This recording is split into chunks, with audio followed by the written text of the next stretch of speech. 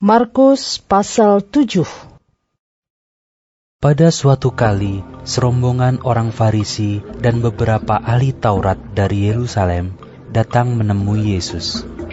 Mereka melihat bahwa beberapa orang muridnya makan dengan tangan najis, yaitu dengan tangan yang tidak dibasuh.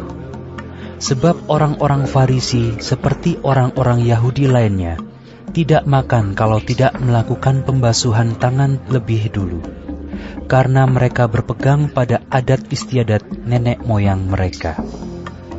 Dan kalau pulang dari pasar, mereka juga tidak makan, kalau tidak lebih dahulu membersihkan dirinya.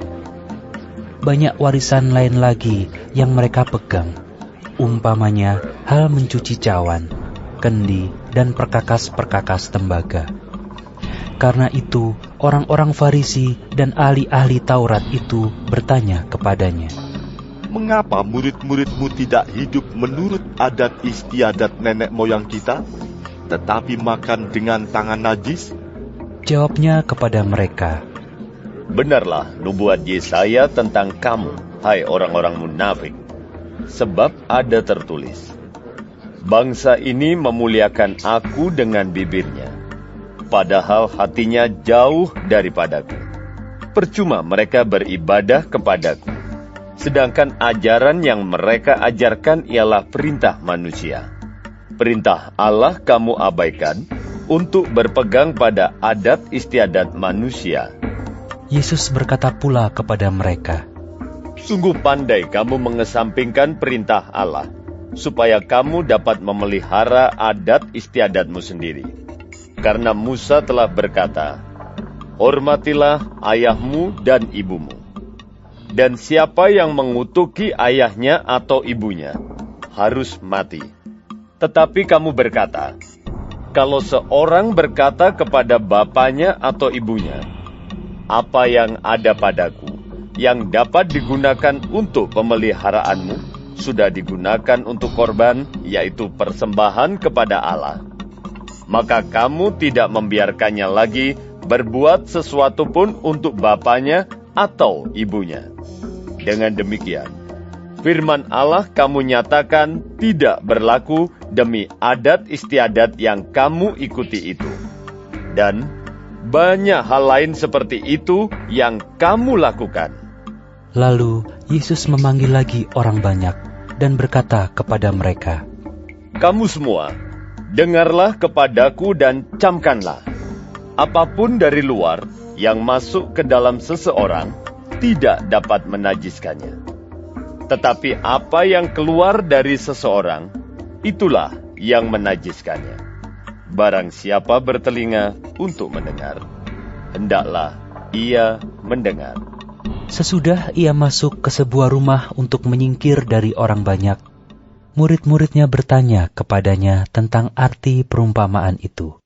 Maka jawabnya, "Apakah kamu juga tidak dapat memahaminya? Tidak tahukah kamu bahwa segala sesuatu dari luar yang masuk ke dalam seseorang tidak dapat menajiskannya? Karena bukan masuk ke dalam hati, tetapi ke dalam perutnya, lalu dibuang di jamban." Dengan demikian ia menyatakan semua makanan halal. Katanya lagi, Apa yang keluar dari seseorang, itulah yang menajiskannya.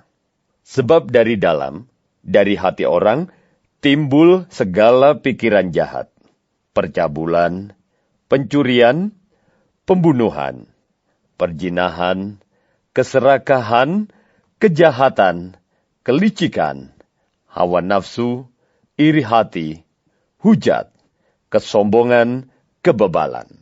Semua hal-hal jahat ini timbul dari dalam dan menajiskan orang. Lalu Yesus berangkat dari situ dan pergi ke daerah Tirus. Ia masuk ke sebuah rumah dan tidak mau bahwa ada orang yang mengetahuinya. Tetapi kedatangannya tidak dapat dirahasiakan. Malah seorang ibu yang anaknya perempuan kerasukan roh jahat segera mendengar tentang dia, lalu datang dan tersungkur di depan kakinya. Perempuan itu seorang Yunani, bangsa Siro-Fenisia. ia memohon kepada Yesus untuk mengusir setan itu dari anaknya.